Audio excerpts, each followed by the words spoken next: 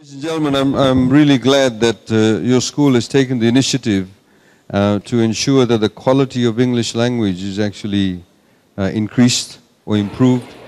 English is a very fundamental tool for your studies and also when you actually get out into the workforce or if you want to set up your business. In Fiji, of course, because of our colonial history, English language is the medium of teaching. It's also the only language in which all official documentations, if you go to court, if you go anywhere, fill out a form, the English language is there. What we have seen is that over a number of years, the standard and quality of English in Fiji has actually deteriorated. So it is our responsibility to also lift it up. One of the things that I've seen also, just very quickly, is that in social media or when people use text messaging, there seems to be a different type of English language that's used. People cut words short. And even though people cut words short, that has now become the norm. So please be mindful of that. I get people texting me messages about their complaints. Very basic things. Very basic things that people now accept to be the norm. Words such as staff. You know, staff, S-T-A-F-F. People say in Fiji now staffs. It's not staffs. It's actually staff. I have people sending me text messages saying it's very urgent, spelled A-G-N-T. Agent. There's a lot of those kind of mistakes. So it is our responsibility to correct it. People, if you learn English here well, please take it to your homes, to your communities to make sure people actually revive the English language and speak it well. The other point that I also wanted to highlight, how many of you actually are on Facebook? Facebook account. You can put your hands up, don't have to be afraid of the teachers. A lot of people are on Facebook. So obviously a lot of people communicate on Facebook.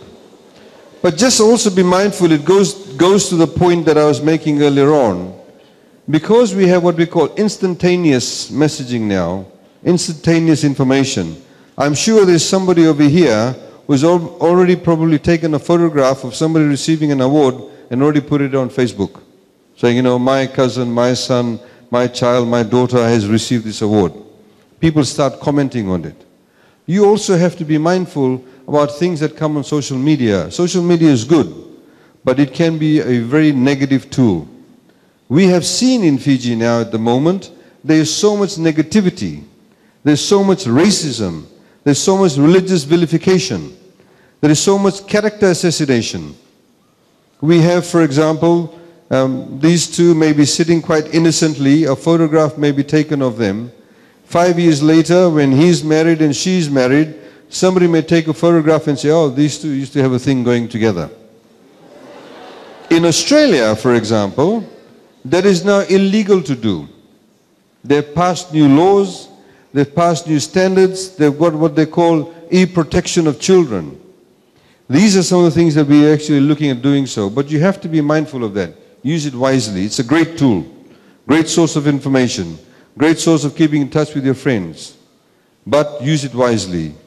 One of the other last point I'd like to make, if for example, if you go on social media and an hour later after I leave from here and somebody says, oh, at Gospel High School today, when the Attorney General was there, a horse turned into a frog, started speaking English.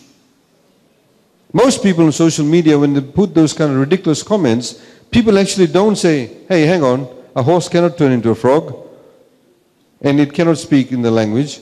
People nowadays will say, oh my gosh, what color was the horse? What language did the frog speak? Rather than actually questioning the validity of the statement. So not everything that you see is actually correct. Not everything that you read is factually correct.